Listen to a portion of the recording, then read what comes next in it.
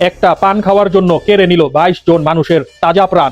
এই সময়ে কি পান খাওয়া খুব জরুরি ছিল? পদ্মায় নিয়ন্ত্রণ হারিয়ে বাস পড়ে যায় পানিতে এবং সেখানে 22 জন নিহত হয়। এই ঘটনার অনেকেই জানে না কিভাবে বাস নিয়ন্ত্রণ হারিয়েছিল।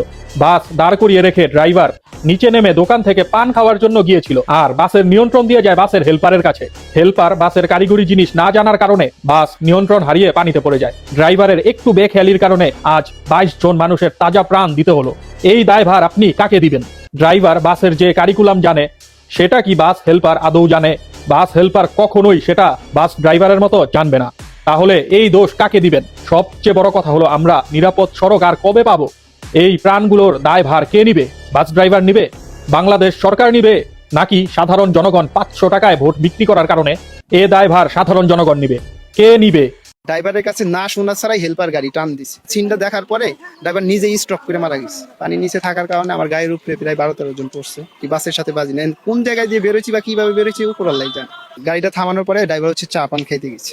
চা পান খাইতে গেলে পরে এখন আপনার মানে আমাদের যাত্রী যারা ছিল আর কি, তারা 2-3 জন 4-5 জন হবে এরকম, তারা নামে হয়তো চা পান খাচ্ছে। আর সবাই গাড়ির মধ্যে আর কি, ছোট বড় সবাই।